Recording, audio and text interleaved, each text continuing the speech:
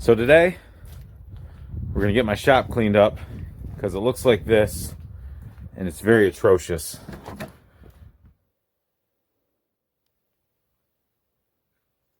So here we go. Okay, let's do a quick backstory here. So this is my shop. This was originally built to be a wood shop. Let me turn this around. So this was originally built to be a wood shop. This was probably, I don't know, a third of what was a pole barn that was built by my dad. And I built this wall to contain sawdust that would be created from woodworking projects. And after a couple years, my love of Honda three-wheelers kind of reemerged, and wood shop turned into three-wheeler, and wood shop turned into primarily a three-wheeler shop that sometimes I do woodworking projects in. So I've modified the shelves that used to go all the way across the back. Last winter I did some of those videos, and my woodworking tables have turned into, engine disassembly tables, but I still do a bunch of stuff out here of all sorts. You can see there's sawdust and wood all over the place, mixed with Honda carburetor boxes and exhaust flanges and so on and so forth. But just like anybody in their work area, you go from clean work surfaces to this in about an afternoon, it seems like. And things just get away from you. Any flat surface, even if it's a blanket covered 84 200E front basket, will get covered with something. This was some of what we picked up from my buddy Dustin. It got some snow in it on our trip home the other weekend. So I spread it out here. I got some lighting that I need to install. Pretty much new old stock PV702s on rims. Anywho, this door never used to be here. This used to be the end wall of this building. And we added on a pretty good size addition through those doors back in 2017. And this was just the connector way between those two areas. And this wall wasn't here. It was just a couple posts. And before you knew it, you were out in this space.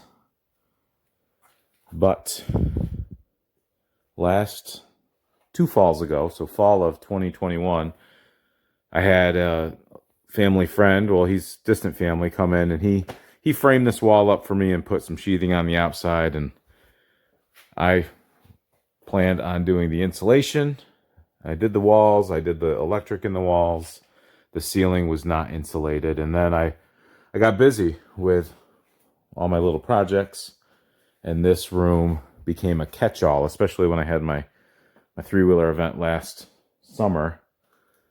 I hid everything that I didn't want people to see in this room and shut the lights off, close the doors, and it stayed that way until just recently. But I've been getting into it. Got the ceiling insulated, so we're holding heat in here. We painted the dark brown end wall, this light gray with dark gray trim, and we've got some other things going on. But my goal for the day is to get this stuff cleared out, come out here, get this wood put away that is supposed to reside up above in my storage area right there. And this table, which is on casters, is going to end up in the bonus shop, as I'm calling it, before the day is over. And I'm pulling out my 350X and our 86 250 SX and getting them in the shop once we do just a little bit of cleaning in there to do a little just maintenance preparations, because we're going for a ride tomorrow. Bennett and I are going up to my buddy Doug Pete's place and gonna get some riding time in. So check out the channel for a video of that when we come up. That's Bennett riding by on the snowmobile. And that's it for now. I'm gonna get to work. I'll try to get some status shots as they come about, but just look at this before I go. This wood was leaned up against the door but I plowed some snow up against the door and pushed it over. All this wood was in the bonus shop, leaned up against the wall, and there still is some wood that's got to come out. And I've got some other plans in there that will come together ASAP, but leftover furring strips and 2x4s, and I got to get the ladder out here. And without further ado, I'm going to do that. Well, I've done a bunch of stuff. Things have moved around. I've tucked most of that wood up there that I needed to. The table has been moved into the room, so I've kind of rearranged my messes. But in here, you'll see our new rolling table has made an appearance. I still have a bunch of work to do. Palin has joined us. We've moved our 350X and 250SX into the shop that Bennett and I will be riding tomorrow. But Bennett and I have some work to do on this one. We need to secure the crack in the fenders and fix these bent handlebars. I don't know if you can tell that these are bent. But do you know any reason why these handlebars are bent and the fenders are cracked, Bennett? No, I don't. Well, he must have bumped his head when this happened, because this happened out on the mud flats. Should I share the video, the GoPro video when this happened? I'll share the video. Okay, so we were out there with a group of people, a couple good friends from my childhood, and our kids were with us. And the video actually makes me look a little bad because when I come up on the scene, you know, I'm riding my TPC and I observe that the white gas tank 250SX is on its side. So I beat feet and get up there. And when I arrive on the scene, my buddy Kevin is already speaking with Bennett and consoling him. And I looked at the 250SX and I saw wet in the sand. And so I thought maybe gas was leaking. So the first thing I did was flip the machine back onto its wheels before I addressed my son, because my buddy Kevin was already speaking to Bennett, who was blatting. This was a couple years ago. We were all a lot younger then. But Bennett was fine, and the three-wheeler sustained some injuries. So we're going to take the time to secure this crack with some heat staples from the back side. And we're going to swap these bars out. And the bars we are going to use, where are they? What have I done with them? The bars we are going to use, let me find them and I'll put them on camera. We have found the handlebars. Now these are reproductions made by Mr. Mike Palmgren. They have the exact copy of the rise, and what is this? Looks like residue. These are a copy of 250R handlebars, but I checked the knurling for the spacing on a set of 250X triples that I have, and I believe they're the same. So what Bennett and I are going to do, we're going to get our 10 millimeter, we're going to get our JIS screwdriver, and I actually forget how these go together, so I got to refresh my memory on that. We're going to swap these out. Here we go. Okay, so Bennett's going to record my hands because we're going to focus. This is a Vessel JIS screwdriver. This is just the one that I bought that I like. And these aren't so much the hard ones. But who knows what the last time these were off. Examples of the hard... Come over here, Bennett. The hard screws that always fight you. Like down under here. These ones are always hard to get. Wow. Doesn't that sound the best? The problem is with a a Phillips head screwdriver, they will cam out. The design is just different enough where your screwdriver is going to be forced out of the hole or out of the pattern. And I know some people say, oh, just get an impact. You're fine if you get an impact, and that's fine, but that's not the right tool. So if you're bound and determined to use the wrong tool, sure, get an impact. But if you'd like to use the right tool, get a JIS screwdriver. You can get them on Amazon. You can get them from Curdy Eldridge, 223 cycles. Lots of options. You can stop that. We're recording. Are you recording right now? Okay. All right, we're just going to jump in and we're going to try to remove the handle grips with air. I don't know if that's tape or not, but just get your air gun in here. Usually you can...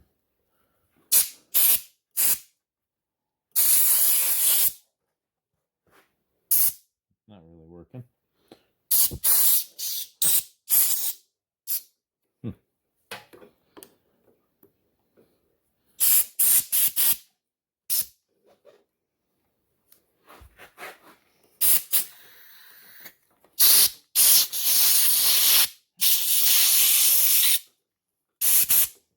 Not really working. Let me try this one before I give up.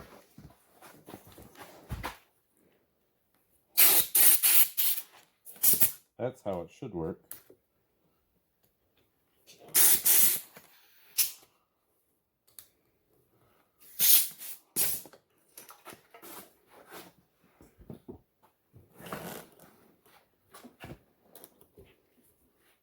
I don't know why this one's fighting me.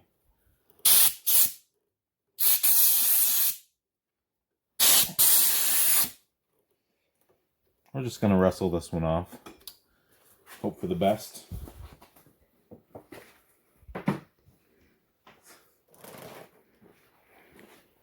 You still recording?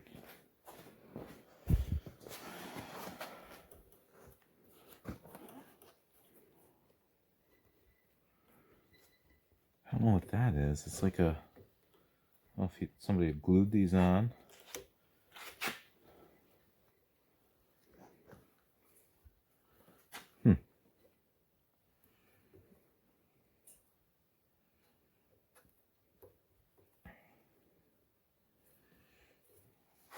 I don't want to cut it.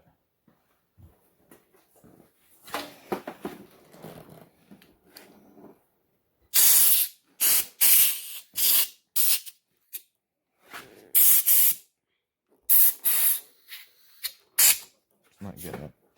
All right, we'll fight those on our own time. That's good for now, Bennett. Okay, so I got a little WD-40 in under the grip, and then that combined with some air got it off. Now I've got WD-40 in my grip, so I'm going to try to get all of that out before we slide the new handlebars on. But Bennett, are you here still? Can you grab the camera? I want to do a comparison of these bars.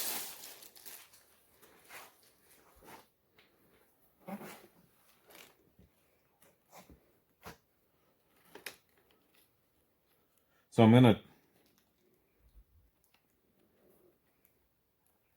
So it looks like these are bent. These are more out. These are bent back more. But I don't know if these aren't bent because, you know, if you look at this, there's been a lot of strain on these, so it is hard to tell if these are going to feel weird or not. But we're going to proceed and see how they mount up. We're going to leave this on here. I don't want to pull the wiring harness. I don't want to take the dash apart any more than I have to. So we're just going to pull the top triple clamps and feed the old bars out and new bars in. We'll time lapse that.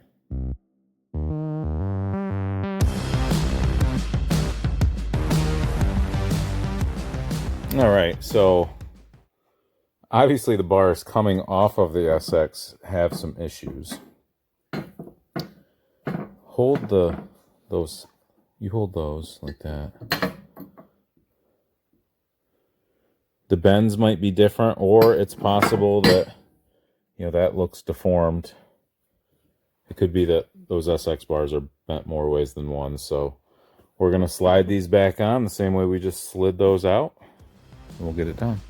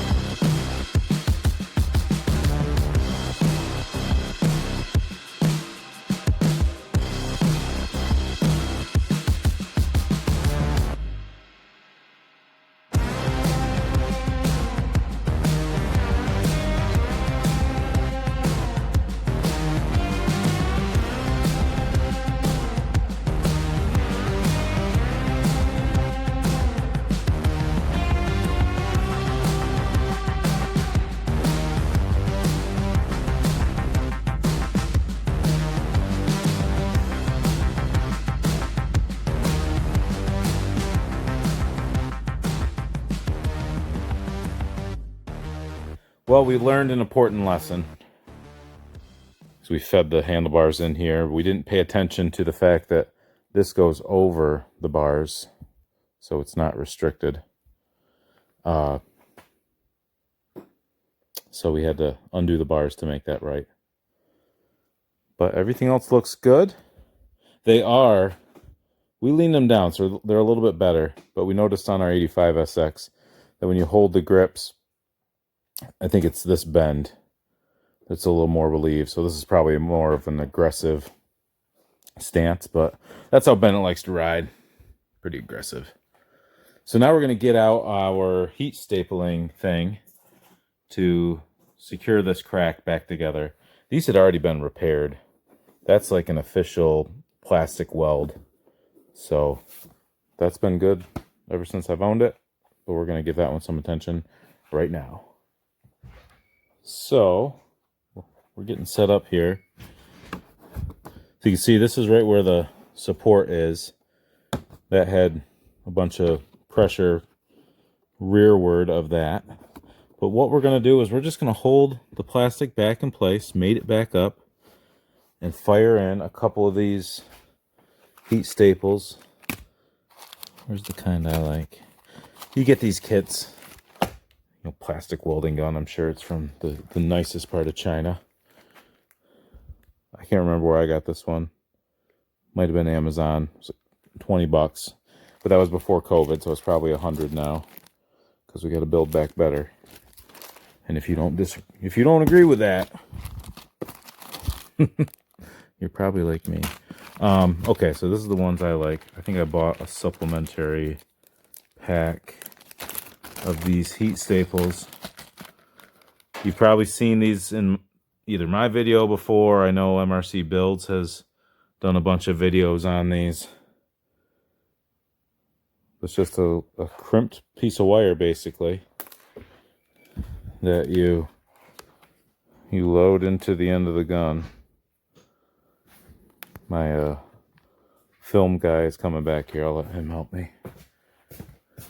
How'd you make it out? How'd you make out outside? That was terrible. Good. Everything come out all right? Okay. Is it wet? You see, you looking at the gun? So you feed this in here. And when I pull the trigger, the light comes on, so you know you got power, and that thing's going to start to glow red. So I'm going to put my hand behind it, and the goal is not to go through the fender. You want to just have enough embedded, and then when you get done, you give it just a little twist. I've got a glove behind it. I'm going to use my chest to put a little pressure on it. It starts to smoke, go in, twist. Let it cool down.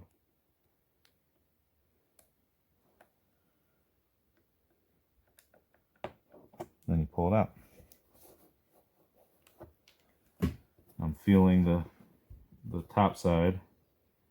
I want to put one in right in this area, and I'm going to work my way out.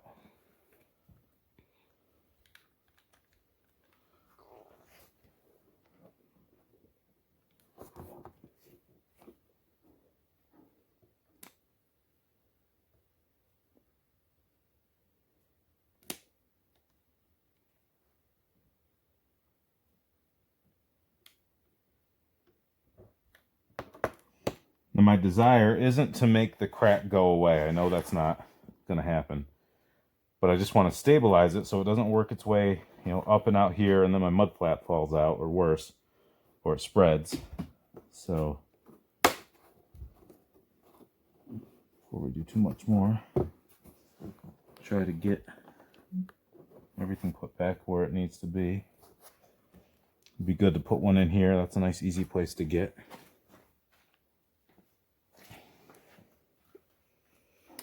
I think after this, we'll have Bennett put it in time-lapse mode.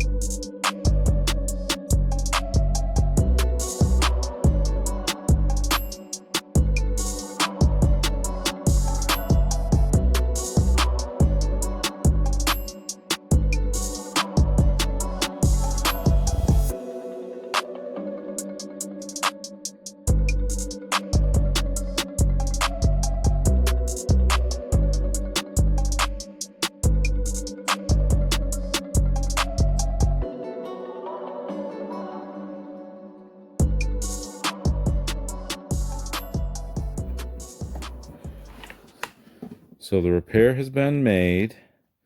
Bennett is very gingerly flipping these over.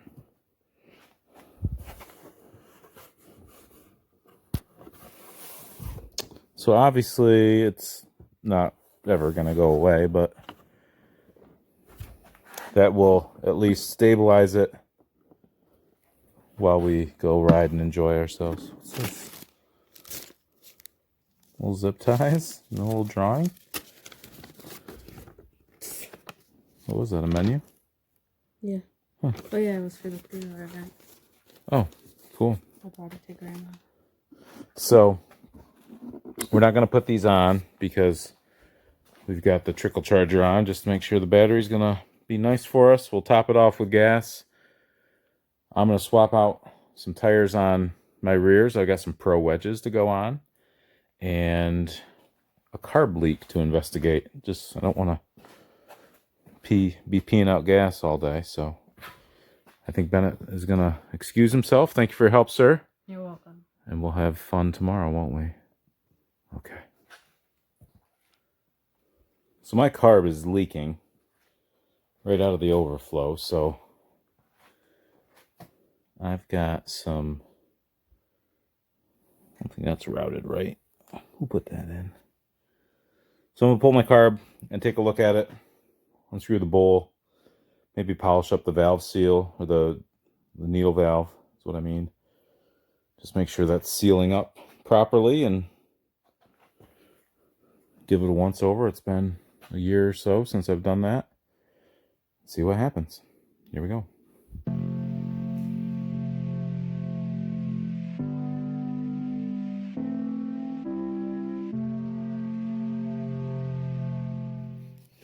So I wanted to note, this is a 400EX carburetor, and one of the only modifications you got to make to your 350X to fit the 400EX carburetor is you got to deform your airbox snorkel. And the way I do it is I just heat that up with a heat gun, and then I press a hammer into it to deform that, and then it will clear your knuckle for your choke lever. And look who it is! The girl is here for the serious mechanic work. But look at that. Maybe I can get her to wipe that down. Maybe do a little detail on this while I do some work. What do you think, Peyton? Yeah, all right. It's her specialty. We're fixing that leak. I don't know what it is yet, but I'm going to pull the carb. Okay.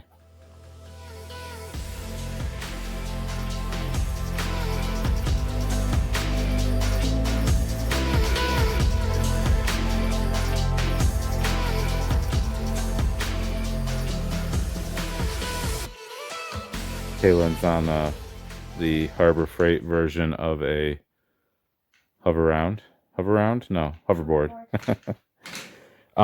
So I've pulled the bowl off the carburetor. There was a little schmutz down in there, not a lot, so to speak. I've pulled my needle valve. Focus, and it looks fine to me. But what I've done is I've made a metal Q-tip, and I'm gonna clean my seat in there. All I'm doing is just spinning that down.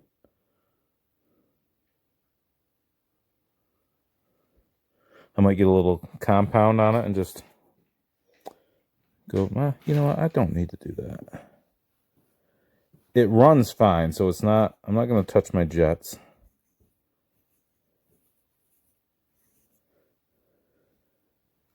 But why else would it be pouring out like it was?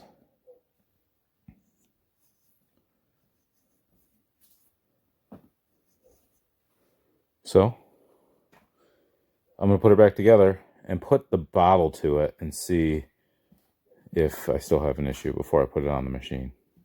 What do you think, Palin? Is that smart? Yeah. Okay, good. Yep. Okay. All right. We're going to bottle feed it and see how she does.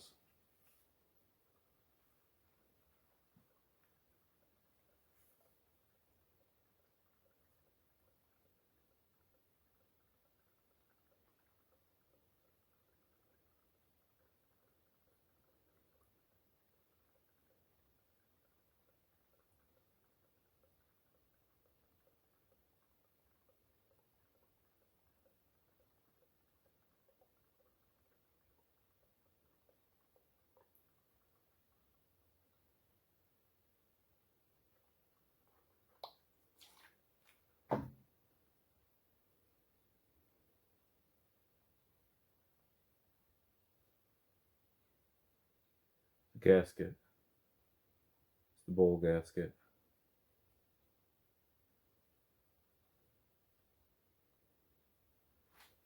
See how it's wet?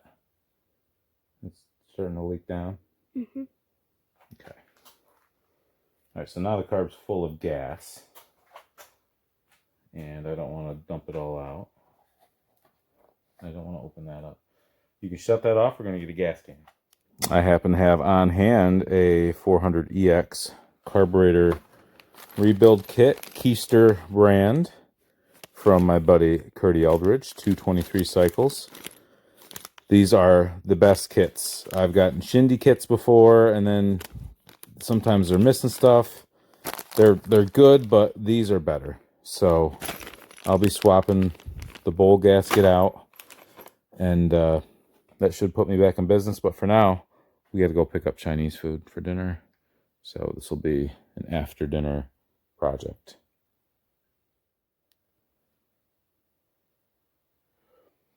Well, new gasket installed.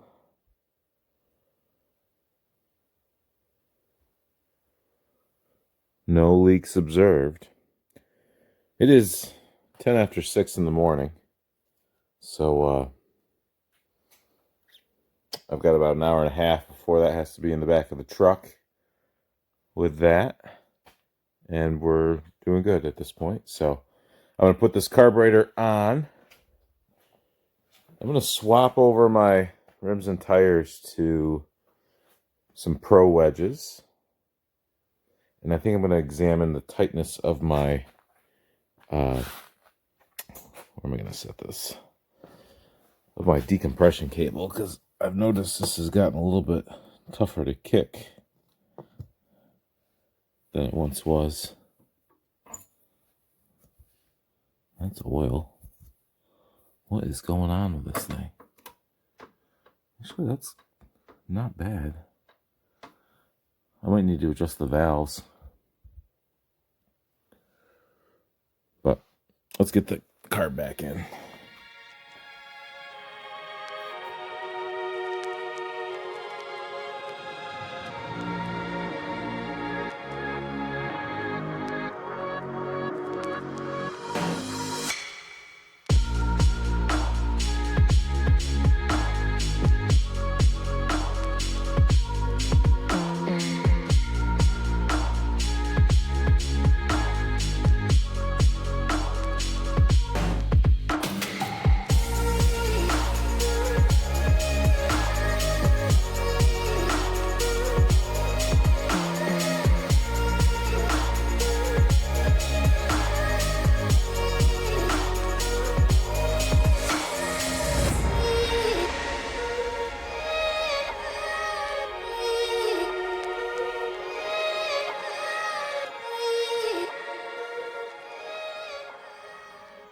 Well, we're back together. My battery died on my phone when I wasn't paying attention. So, I don't think this is gas. This is just water. Yeah, it's just water. I do think I'm dripping out the overflow a little bit. I shook this violently and dropped it, and that seemed to fix it. So it might just get better with use. Since I've disturbed it, I don't want to pull it back off. I don't have time for that right now, but it's fine for the time being. And right now, we're going to get loaded up because we got about 45 minutes until we got to be going. So here we go. We are locked and loaded. Reverse helps on a machine. And then this was just forced up by brute strength. It is a frosty morning here. It was like foggy when I came out here, but it was dark, so I couldn't see anything. You can kind of see maybe a little fog. Could just be the frost on the trees, I suppose. It's 20-something. Some people flying. You see the fog out on the lake, though. I think it's going to be a very nice day to ride. That being said, let's get to the house and make sure the boy is up. We'll see you there. Well, we are unloaded. My good buddy Doug Pete was very nice to loan us a set of 4 snows. My Pro wedges are dry rotted and we're not holding air very well.